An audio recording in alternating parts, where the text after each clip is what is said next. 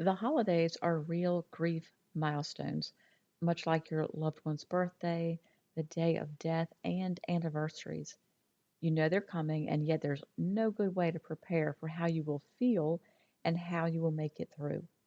I felt so much anxiety, sadness, and guilt as the holidays neared. Now, the guilt came from knowing that as a Christian, I should be focused and thankful for the reason we celebrate the holidays. But all I wanted was to crawl into a hole until Thanksgiving and Christmas were over. In today's episode, we're going to talk about letting go of guilt and how to cope with everybody else's annoying happiness. Sorry, not sorry, it's truth. Hey, friend. Welcome to the Grief to Great Day podcast. Do you feel like you're going crazy? Is the shower the only place for you to really cry? Are you surrounded by people, but you still feel all alone? Do you want to be the you were before your loved one died, but you have no idea how to get there? I'm Steph Cabanis, Southern by choice, wife, turtle triathlete, Jesus follower, and fellow traveler in the journey of grief. I too struggled to breathe, questioned God and my faith, and thought I would never be happy again. But God took my brokenness and He turned it into breakthrough. So if you're ready to understand how to navigate grief, lean into your faith and take just one step towards healing, then bring your ugly cry, get into a comfortable place, even if that's your bed right now, and let the healing begin. Girl, there's hope for your future. Come on in the house and join me on the couch. I'm Steph, and this is Grief to Great Day. Thank you for being here. I hope you feel welcomed and heard through this podcast. Hello to everyone listening in Egypt, our spotlight country this week. And California remains the state with the most downloads. California, you guys are rocking it. I hope this serves as a reminder that whatever state or country you are in, you're not alone as you walk through this thing called grief. We hadn't gotten through October, and already the holiday commercials, sales ad, pictures, events, all the things that would have brought joy and excitement in the past are now the very things that feel like a knife in your heart each and every time you see or hear them. I'm sure you've heard the Serenity Prayer, and the most important part of that is to grant me the wisdom to know the difference between what I can change and what I cannot. While the holidays coming in November and December, they are things you cannot change. That fact made me angry. Everything made me angry. But I didn't understand how the world could continue as it always had, that people were happy about Thanksgiving and Christmas, and that I lived in a completely different and sad world, which felt very lonely. The holidays are hard, and you may be preparing for them months in advance. So, this is going to affect your physical body too. That anxiety, stress, and dread, they depress your immune system and make you tired. So, it's important for you to allow extra time for most tasks and leave plenty of time to rest. It's also hard not to compare your current life to the Hallmark movies and social media pictures of friends. You might even resent that you're more focused on surviving than enjoying the holidays. So try not to focus on what other people have because you need your energy for your daily life. The holidays, they will not last forever. They only feel like they do.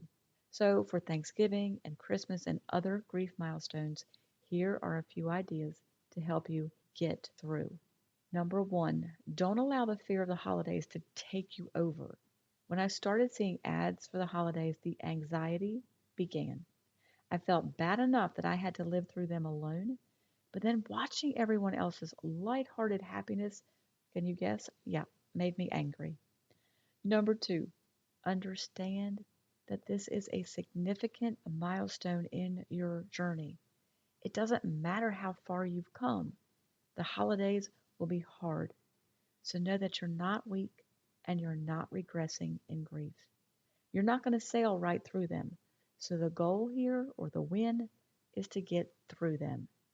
See, getting through them right now will make you stronger and more prepared for the next milestone. And you might not care about being stronger. I get that. But I share it because in the future, this experience will give you confidence of who you are from what you've come through. Number three, don't let people should on you. I'll say that again. Don't let people should on you. One of our founding pastors shared that. Don't let people tell you what you should and should not do. There is no perfect way to walk through your day. So, with God's guidance, walk through it as you are able. Create a plan for what you will and will not do, but stay flexible. And listen to the last episode, number 53, on how to incorporate your loved one into the holidays to make them more doable.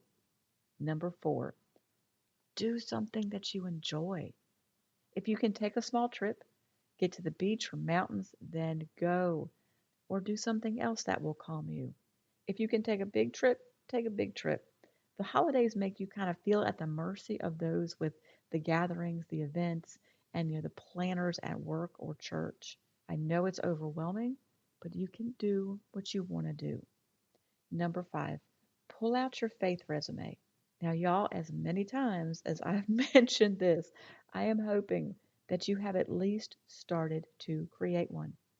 If not, create a faith resume. Listen to episode 41 on how to do that. Focus on what God has meant to you in your life, how He has been with you every step of the way, and all the things you still have to be grateful for, even now. Number six, don't torture yourself with the Hallmark or Lifetime movies or social media or regular TV with all the ads. Just take a break. Take a break from it all. Remember, what you feed grows. So if you're going to feed on all the happiness of others, all the commercialism, there's no way you won't compare your circumstances to theirs. Focus on what you do have. Number seven, and here's the challenge, focus on why Christmas is so important to you as a Christian. Monica died in September, so my first Christmas was pretty much a fog. However, the idea of thanking the very same God who allowed my pain was a hard ask. I spoke the words, but I did not feel them, and I could tell the difference. Then I figured that God should be happy that I actually thanked Him. I know it's crazy, and I hate to admit this, but maybe it's going to help some of you.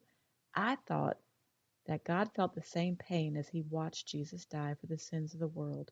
But then I thought, yeah, but you brought Jesus back to life, so the pain, it couldn't have been as bad. Now, fast forward to my Christmas year two. I said the words, I meant them.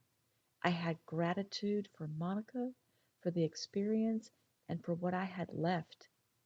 And I thought about my pain over the past 2 years. I thought about how others had been through much worse than me, and then I multiplied all that times all the people in the world and all the years the world had been created. I can't help myself sometimes. But put all that pain, sin, and darkness onto one perfect man in Jesus. And the thought of that was shocking for what he was willing to do for us.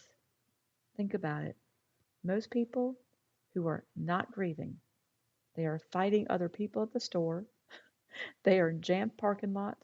They're spending a lot of time on Amazon purchasing the things they don't want to go to the store for. They're planning events, preparing food for the events that they're going to attend. So most people who are not grieving spend less time on the reason than they do the season, the gatherings, the gifts, the cooking, the baking, and the full schedule. You right now are not caught up in all that.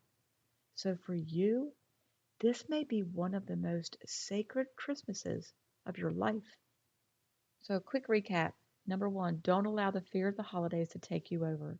Number two, understand that this is a significant milestone. It's not going to be easy. Number three, don't let people shoot on you. Number four, do something that you will enjoy. Number five, pull out or create your faith resume.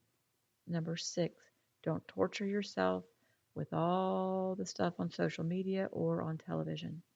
Number seven, focus on why Christmas is so important to you as a Christian. You are not alone here. The word of the week is Deuteronomy 31:8. The Lord Himself goes before you and will be with you. He will never leave you nor forsake you. Do not be afraid. Do not be discouraged. Again, you are not alone. The song of the week is called Spirit Lead Me by Influence Music, and some of the lyrics include, I'm learning to trust you even when I can't see it. And even in suffering, I have to believe it. If you say it's wrong, then I'll say no. If you say release, then I'm letting go. If you're in it with me, I'll begin. Now, your journey works or the work of your journey for this week are to take one of those 7 ideas. Maybe it's the one you need the most, or maybe it's the one that's easiest to do, and own it. What I mean by that is write it down and stick to it over Thanksgiving and Christmas and other milestones. And here are some other ways to help you move forward. I'll be posting an episode on Thanksgiving Day, just strictly reading verses on grief and hope and other quotes to help. If you can't make yourself get into the Word on Thanksgiving, then just listen to this episode. It will plant seeds that may grow later. Join the private Facebook group. I'm telling you, this is the time to join. You will be among other people, other faith-filled women who are walking out the same hard journey that you are. You can also purchase the workshop, What to Do After the Loss of a Loved One. It's the perfect time to take it. It's not a one-day deal. It's broken into 4 sections like a mini support program. It's going to give you direction and action steps to take. It's perfect for the first year or if you feel stuck. And instead of watching TV, instead of checking out social media, take the workshop. It's going to help distance you from the happiness of everyone else's holidays and focus you on the reason for this season. If you don't have a church home, visit my church, Open Door, church.com. Let me say that again, opendoorchurch.com. And links to everything you need are always in the show notes. I know this is a hard time, but don't forget who holds your future. And know that you're not alone. Keep on coming back to the house, keep sitting on the couch, and keep taking these steps, however small or slow, towards your healing. Thank you for being here today, for showing up. If this podcast has given you hope, encouragement, or helped you in any way, share it with a friend, either in a text or on your social platforms. Also, please subscribe, rate, and leave a written review on iTunes. It's a huge blessing for me to know that you're out there. Lastly, and this is important, you are not alone. Connect with me on the Grief to Great Day website, the link is below, and sign up for our free newsletters. I want to be able to pray for you by name.